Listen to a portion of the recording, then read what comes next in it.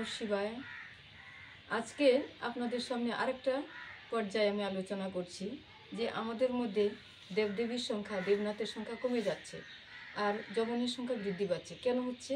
সে আত্মাক্ষেত্রে, যোগক্ষেত্রে যখন যাবেন, যোগ সাধনা ক্ষেত্রে দেখা যায় আত্মার সংখ্যা বা আত্মার সাংখ্যযোগ বা অন্যান্য যোগ ক্ষেত্রে যদি দেখা যায় জন্ম মৃত্যুর শেষ সাংখ্যযোগ, আবার মোক্ষযোগ, এই যোগগুলো যদি দিয়ে নির্ণয় করা যায় বা ফর্মুলা দেখা যায় যে আমরা পরমেশ্বরের যে ওঙ্কার শক্তি আছে দেবনাথের মধ্যে, এরা দেবনাথ, শিবগোত্র, দেবদেবী, তারা ত্রিনেত্র গুণ, রুদ্র রুদ্রাণী রয়েছেন, পুরুষ রুদ্ররূপ আর স্ত্রীরা রুদ্রাণী আদিশক্তি স্বরূপ।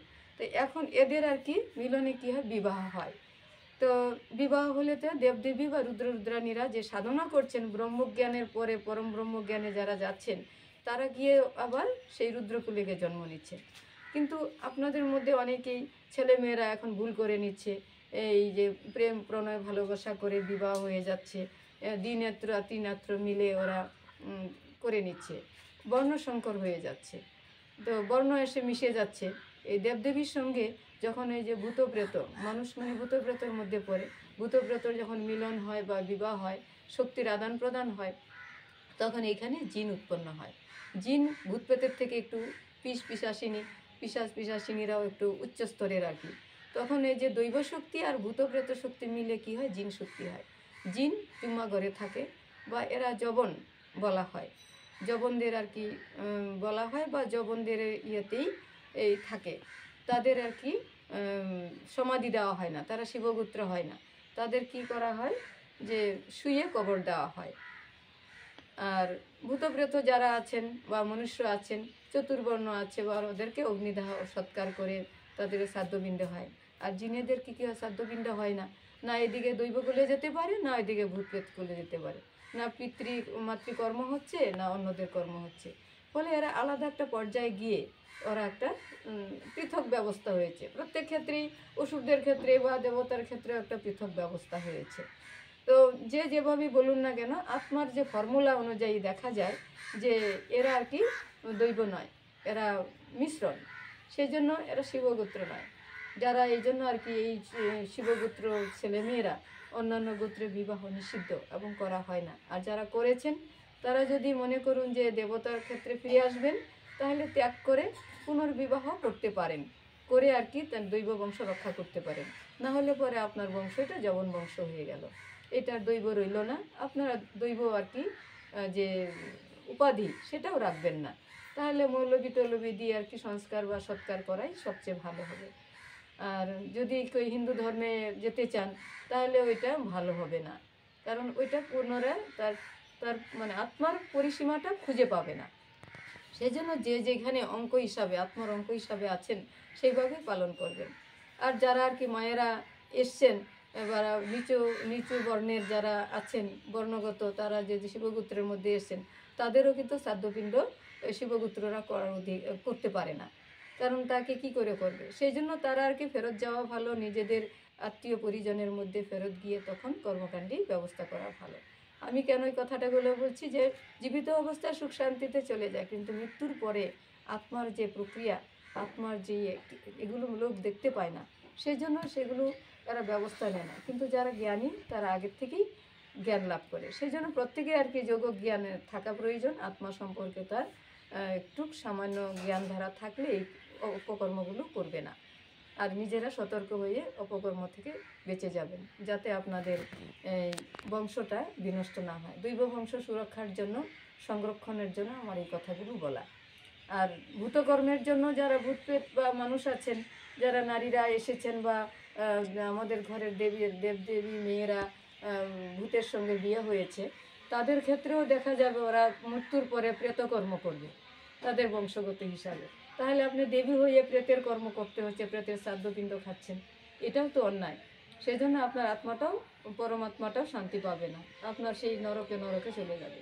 তো যতদূর সম্ভব আপনি অ্যাবভ টার্ন মানে রিটার্ন আসা ভালো, এবং ত্যাগ করে, কারণ আপনার সন্তানগুলো তো কাজে লাগছে না, সেই জন্য সেগুলো অন্যরকম ব্যবস্থা করে দিয়ে আপনাকে দৈবকর্মের জন্য পিতৃগৃহের থেকে বা মাতৃগৃহের থেকে ব্যবস্থা নেওয়া ভালো। প্রত্যেক ধর্মগোত্র বর্ণের ক্ষেত্রে, সকলের ক্ষেত্রেই এটা আমি একটা আমার উপদেশ আর কি। যদি মেনে চলেন মনে হয় আত্মকল্যাণ হবে। তা আত্মকল্যাণ না হলে তো পৃথিবী ভারী হয়ে যাবে, আত্মাগুলো হালকা রাখতে হয়। তো আজকে আত্মার উপরে আমি এগুলো বললাম। এগুলো আপনারা কিছু খারাপ মনে করবেন না, কিন্তু জ্ঞানের দিক থেকে একটু চিন্তা করে দেখবেন যে আপনারা যদি এই ভ্রষ্টকর্ম কেউ করে থাকেন, তার থেকে বড় শত্রু কেউ নেই। ভালোবেসেছেন, বিবাহ করেছেন, তার থেকে আর বড় শত্রু নেই যে আপনার আত্মাকে মৃত্যু প্রদান করেছে। সেই জন্য সেইখান থেকে বেঁচে আসার জন্য মা কালী অসুরকে বিবাহ করেননি। সে কি করেছে? অসুরকে বধ করেছে তবেও, কিন্তু আপনি দেবী হয়ে শিবপুত্র কন্যা হয়ে যে ভূত বিবাহ করেছেন, সে অসুর বিবাহ করলেও মানা যেত, কিন্তু আপনি মানুষ বিবাহ করেছেন, ভূত বিবাহ করেছেন, তাহলে আপনি এই যে প্রেতাত্মা হিসাবে ঘুরে বেড়াতে হবে। এগুলো একটা নিষ্ঠা নয়, একটা অপকর্ম সমাজের ক্ষেত্রে, আবার দেবদেবীদের একটা কলঙ্ক। এই জন্য ছেলে মেয়েদের আগের থেকে আর কি এগুলো ট্রেনিং দিয়ে বা ঘরের থেকে সংস্কারগুলো শিক্ষা দিতে হয়। এগুলো মায়েরা বা পিতারাই করে, পরিবেশ হিসাবে নষ্ট হয়ে যায়। সেই জন্য পরিবেশের থেকে এড়িয়ে আসার জন্য অন্যান্য সম্প্রদায়ের এরাও কিন্তু মেনে থাকা দরকার যে দেবদেবীদের যদি আমরা নষ্ট করে দিই তাহলে আমরা কি করে মুক্তি পাবো। তাদেরকেও কিন্তু এই অন্যায়গুলো করা উচিত না। ভূতেশ্বর ভূতনাথকে তারা পুজো করে, কিন্তু ভূত দেবীকে বিবাহ করা উচিত নয়। তাহলে তো দুর্গা মাকে পূজা করাই উচিত নয় বিবাহ করতে গেলে। প্রত্যেকটা দেবদেবীর সন্তান দেবনাথরা দুর্গা স্বরূপ, আদিশক্তি স্বরূপ, তাকে বিবাহ করতে নেই নিচু বর্ণের ওরা, তাকে পূজা করতে হয়। সেই জন্য এই জ্ঞানটা সকলেই মেনে রাখবেন।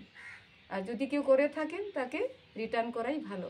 এবং যেহেতু ওনার শ্রাদ্ধপিণ্ড আপনারা করতে পারবেন না দৈব ক্ষেত্রে, আপনারা ভূতেশ্বরের করতে পারেন না, তো তাদেরকে পুনর্বিবাহ ব্যবস্থা করে দেওয়া সবচেয়ে কল্যাণজনক মনে হবে। ভারতীয় দণ্ডবিধি আইন তো আমাদের ভ্রষ্টই, যে দেবদেবীদেরকেও মানুষের ক্ষেত্রে করে দিয়েছে, কিন্তু এটা নিজেদের করতে হবে ব্যবস্থা, যে আপনারা এগুলো সমাধান করবেন। এখন দেখুন একটা পর্যায়ে কি বড় লজ্জা যে আমাদের এই সংবিধানে আইন ক্ষেত্রে কি করেছেন, সকলের বিয়ে করে দিচ্ছেন উকিলরা। সামাজিক ক্ষেত্রে হচ্ছে না, উকিলরা করে দিচ্ছেন। তাহলে এরা কি করছেন? দেবদেবীর সঙ্গে ভূতপ্রেতর বিবাহ দিয়ে গিয়ে জিন অর্থাৎ যবনের জন্ম দেওয়াচ্ছে, মুসলিমের জন্ম দেওয়াচ্ছে। তাহলে এই অপকর্ম তো কারা? ভারতীয় সংবিধানই করছে। ভারতীয় কেন, সারা পৃথিবী সংবিধানই করছে। তো এটার থেকে রক্ষা পাওয়ার জন্য শিবগোত্র যারা মহাসংবিধান করানো হয়েছে, তৈরি হয়েছে, ন্যায়ালয় বা আইন কানুন যত কিছু আছে তারা নিজেরা শিবগোত্ররা করবে। অন্যদের থেকে বাতিল এবং করা ভালো, এবং সেগুলো উচ্ছেদ করা সবচেয়ে ভালো মনে করি আর কি। এগুলো আপনারা দেখুন, উচ্ছেদ করুন। আর এগুলো সংবিধানকেও বলা হচ্ছে যে আপনারা কারেকশান করুন, যাতে ভারত দেবভূমি, সেই দেবভূমির কলঙ্ক অপমান থেকে মুক্ত করুন আর কি। আজকে আমি এটুকু রাখছি। যদি কারো প্রশ্ন থাকে জিজ্ঞাসা করবেন।